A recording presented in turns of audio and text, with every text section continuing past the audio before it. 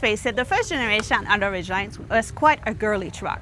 But now, with the second generation and first facelift, this 2023 Honda Ridgeline still doesn't play at recess with the big boys, but cannot find a place in the market on its own. I'm Jennifer. And I'm Nile. And yes, we're looking at the 2023 Honda Ridgeline Black Edition.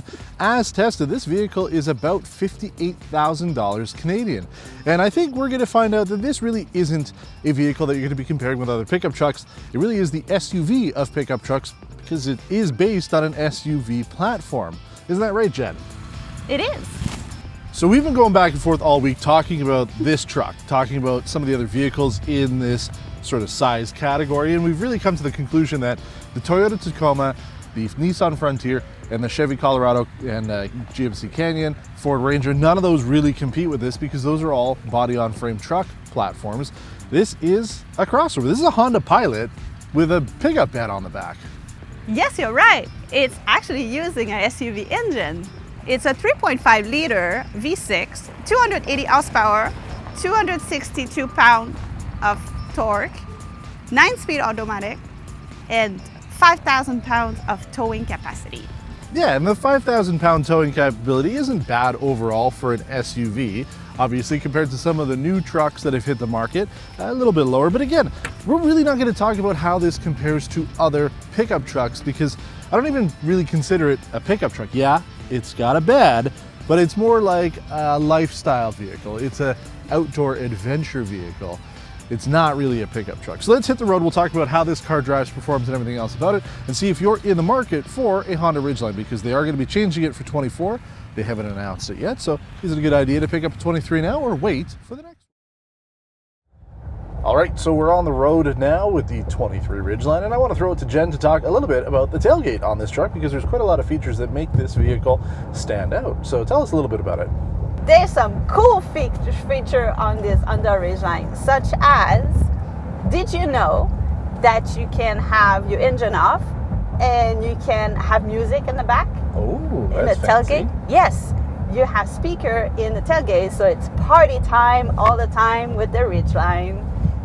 And the tailgate is pretty cool too because it does open normally, like you open from up to down, but also from left to right, which can be pretty useful, you know? Well, Honda says it's easier to get into the back. So if you're a larger chap such as myself, sometimes the tailgate gets in the way, so you can actually just open it to the side like an SUV and get in there a lot easier. And what else is back there? What else is back there? There's a trunk compartment, which you can store some tools or anything that you wish for.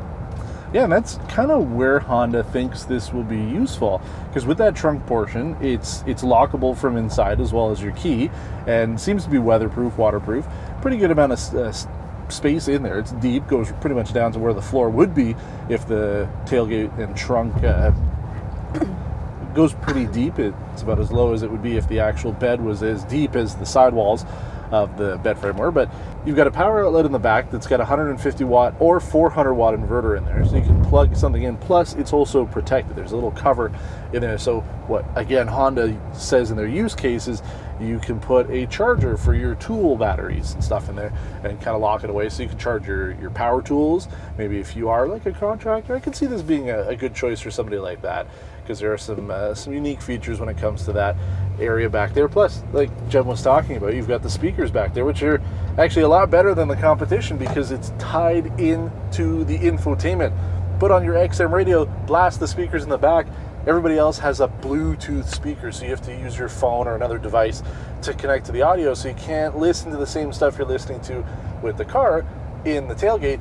You can on the Honda Ridgeline. So cool little things like that, but really when you drive this car, and I really like driving this car.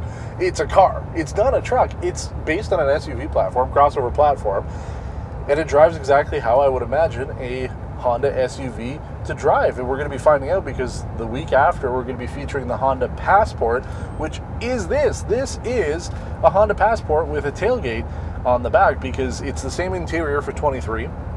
They haven't facelifted the Passport yet, and one of the reasons why we're featuring both of these. And really, the facelift, it will bring, hopefully, a bit of a modern interior here, because it is dated. Infotainment's kind of sluggish. It's wired Apple CarPlay, but you really do have all the features that you would want. You've got a backup camera. There's no blind spot camera. There's no 360 camera, but that's okay. The truck is small enough, but heated ventilated front seats, tri-zone climate control, heated back seats there, so Jen's nice and comfortable. You've got all the safety tech you could really hope for. Adaptive cruise control, blind spot monitoring, lane keep assist, sunroof. I mean, it's got pretty much everything that the average SUV buyer would need out of a vehicle, just with the flexibility of having a tailgate, having a trunk area that is a lot more flexible than having an SUV. So I do like it for those reasons, but I really don't think somebody's going to buy this because they're in the market for any other pickup truck. They're in the market for a Honda, and they just happen to find this and go, hey, you know what?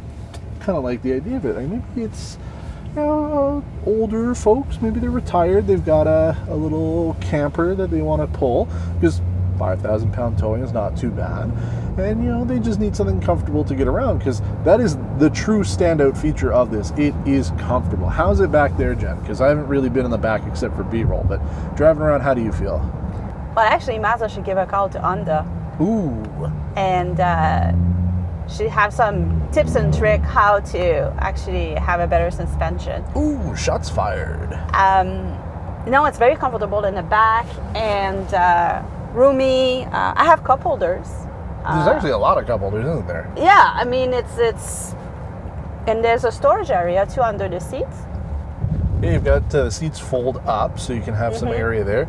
The center area, we've got like a sliding storage area where you can put stuff. You've got a glove box, you've got wireless phone charger. Like, there's a lot of storage in this vehicle, and compared to other, again, like, not that we're really comparing it to other mid-sized trucks, but you kind of have to when you compare it to any of the current generation mid-sized pickups. Like, they are comparable in terms of overall storage, but this is just like 1,000 times more comfortable. I find, as a humongous individual, sitting in something like a GMC Canyon, the new one, I'm sitting like this. Like, my arms are like, I gotta have my arm up on the door card, or like kind of driving at 11 and 1, because like it's just too tight for me. This thing, I'm super comfortable. I sit great. Seats are fantastic. And again, you're getting that SUV drive and ride in a vehicle that's a little bit more flexible, which isn't for everybody, but this is going to be an unpopular fact, because it's not an opinion, it is a fact that most people who buy pickup trucks do not need what they've bought. Something like this is really all you need, but nobody wants it. And that's the problem. That's why Honda doesn't sell a lot of them, because it is the pickup truck that you need, it's just not the pickup truck you want, which is too bad. But what about the price point, though, Nile? Oh yeah, well, and that's the thing. Compared to a mid-size pickup truck, this is pricey. However, compared to a mid-size Honda SUV, it's still a little pricey. It's a little bit more than a Passport. So you're paying a little bit of a premium because it's a Honda, and then you're paying a premium because it's got that functionality of the rear area. But I don't know. I mean, like, what did you say? They sold like 1,200 in Canada in 2022? Yes. The sales has been going down in Canada. And it kind of makes sense. Like, you got to be competitive in the pickup truck market, and maybe Honda's just not marketing it, but I really do feel that somebody who's buying a CR-V like that might want to consider this. Nobody's going to be considering it because they're like, you know what, I really want an F-150. What this really is the Pinocchio of pickup trucks. I want to be a real pickup truck. And then Geppetto's like, no, you can't be a real pickup truck. You're just a little SUV with a pickup truck bed. You'll never be a real one. And all he wants to do is be a real pickup truck, and it never will. It's the Pinocchio. I'm sorry, but I like it though. It's funny, I've seen one. We were driving behind one the other day, and I was so excited because I wanted to get in front and see him and like wave at him and be this weird, like, creepy guy who owns a Ridgeline. But yeah, there's not many of them on the road, and that's probably why I'd buy it, because I really do like things that are unique and, you know, don't really fit in.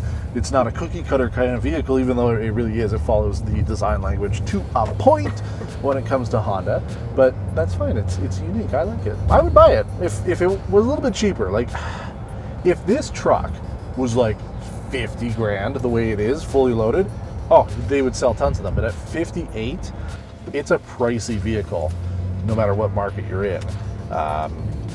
it's just, I like it though. I can't explain. I can explain. I've explained it in quite good detail why I like it, but I wouldn't be able to explain it to a regular person why I would buy this, because they'd be like, "You're dumb." He likes it. I do.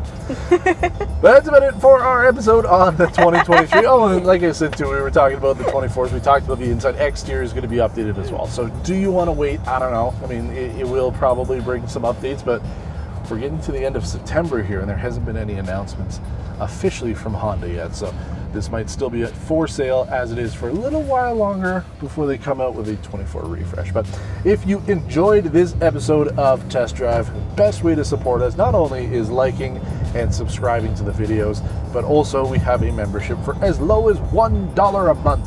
You can help support this channel with 46,000 subscribers out there. Even if 400 of you did a subscription, that would help us immensely to continue to produce this show. As James is out there in Montreal, we're out here in Ontario. We're doing our things. We're having a lot of fun doing it as well. So thanks for watching, and until next time, take care. Bye.